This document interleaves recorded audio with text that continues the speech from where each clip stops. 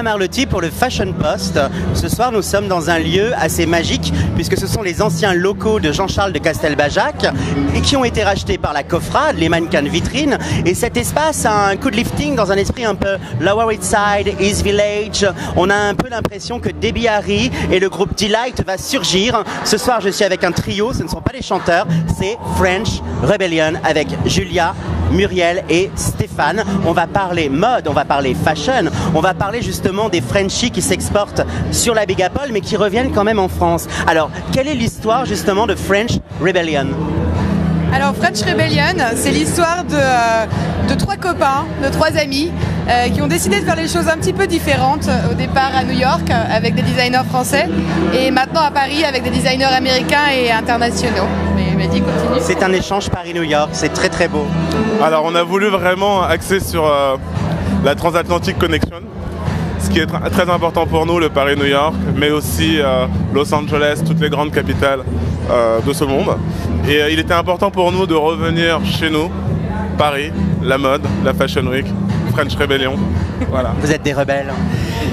Je pense qu'effectivement, alors au-delà d'être des rebelles, je pense qu'on est un peu fous. Je crois qu'on a été un petit peu fous d'avoir créé ça à mon avis, donc on est en tous les cas complètement rebelles.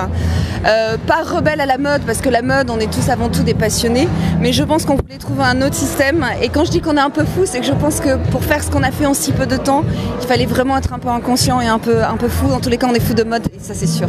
Oui, quand on croit à quelque chose et quand on a des convictions et des valeurs, forcément ça marche. Alors French Rebellion est né quand? Justement, c'est pour ça que je parlais un peu de folie, parce que French Rebellion existe depuis 1 an maintenant. Mais on a créé ça, je vais pas dire autour d'un verre, mais pas très loin, en se disant il manque quelque chose dans la mode. Créons cette chose, et on s'est dit, mais au départ c'était vraiment sur 3 jours, on pensait un peu de folie, un peu de rébellion. Et en fait, ça prend beaucoup d'ampleur et on est super content parce que je crois que les designers se retrouvent aussi là-dedans.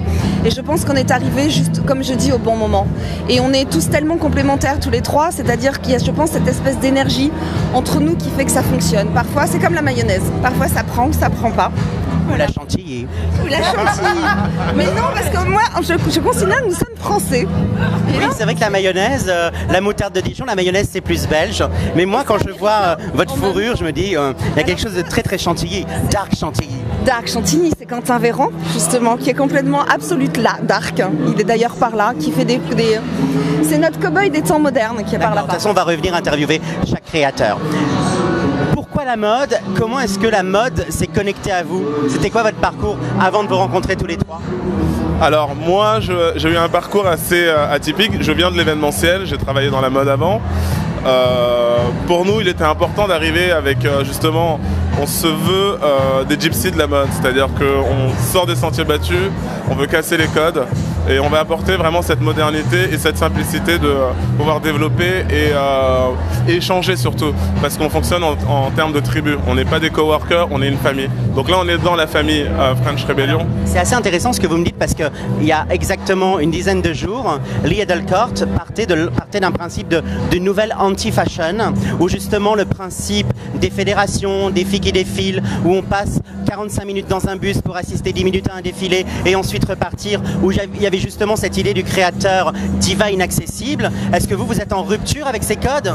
Alors, on est en rupture avec ces codes, on ne sait pas pour l'instant, mais par rapport au chemin qu'on a pris, c'est vrai qu'on arrive à quelque chose d'un peu spécial, différent. Exactement, vraiment. Et on a vraiment cette volonté de pouvoir apporter tout ce côté 2.0, on se revendique vraiment 2.0, tout ce concept autour finalement de French Rebellion. Oui, parce qu'il y a un espace, mais il y a aussi un espace connecté. Cet espace connecté, comment on clique et comment on y accède? Comment ça se passe? Alors en fait, on a un site internet avec tous nos designers et en fonction des événements et en fonction de ce qu'on fait, on communique sur notre marque sur les social media, sur Instagram, en disant quels designers sont avec nous et qui fait partie de la famille à partir de quel événement en fait.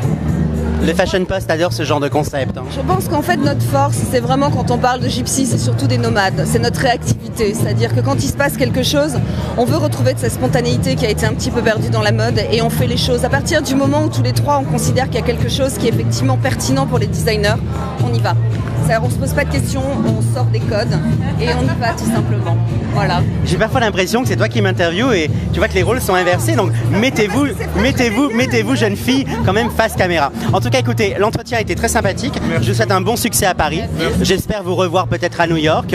On va revenir vers chaque designer. French Rebellion, c'est donc du gypsy, de la connexion, du rock, du groove et du Lower East Side. La passion. Et de la passion, la passione, comme si dice in italiano. Merci beaucoup.